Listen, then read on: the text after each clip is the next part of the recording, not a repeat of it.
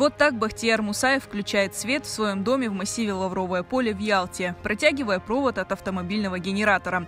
Электричества здесь нет, как нет и других элементарных условий жизни. Ни света, ни воды, и постирать, это вечные тазики, свет, знаешь, если муж уехал на работу, то сложно подключить. 2 детей выросло, здесь младшая уже родилась здесь. Почему моя семья должна в 21 веке жить в таких условиях? Без воды элементарно, без света. Вышло постановление номер 252. Согласно этому постановлению, человек, который определился с местом жительства, построил дом до 2014 года, до референдума, узаконить эти дома. Мы вошли в реестр, у нас есть кадастровый номер на наш дом, то есть уже российский, да, то есть но постановление 252 на нас почему-то не распространяется. Лавровое поле – поляна протеста, на которой крымские татары стоят почти 20 лет. Таких, как семья Мусаевых, на Лавровом поле более 15 семей.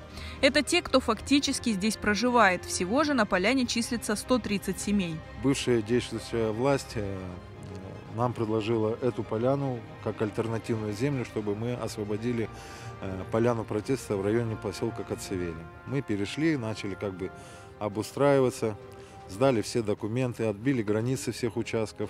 У нас есть документация, что обещали провести свет, провести воду, провести дороги. Все эти годы жители подавали необходимые документы для оформления своих участков и домов, но постоянно получали отписки.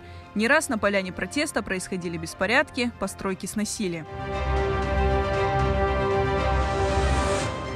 Да мы с 2004 года здесь все бьемся, свои земли восстановить никак не получается. Но есть же простое решение Верховного Совета СССР, будем говорить, да?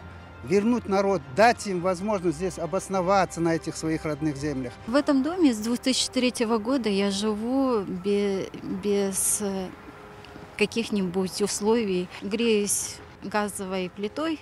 У меня папа родился в Лучистом Демирже, хочется вернуться на родину и жить здесь. Это наша земля, это наша родина. Недавно над Лавровым полем возникла новая угроза. Местным жителям сообщили, что на эту землю имеет виды один из крупных гостиничных комплексов. Некоторым даже предлагали освободить свои дома и участки за скромную компенсацию. Но местным жителям некуда идти. Они надеются, что власть все же обратит внимание на их массив и поможет с узакониванием земли.